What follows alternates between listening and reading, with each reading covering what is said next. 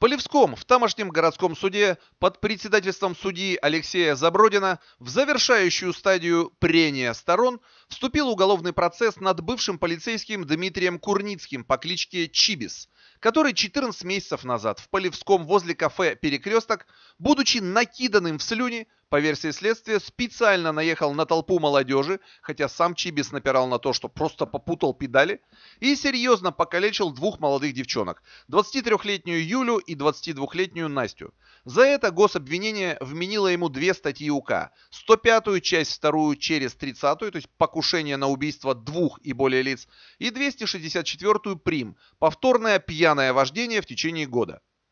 На прениях сторон гособвинитель потребовал для Чибиса 15 лет зоны по совокупности, 14 лет за покушение и 1,5 года за пьяный рецидив. При частичном сложении пятнашечка. Напомню, что само злодейство случилось утром 25 июня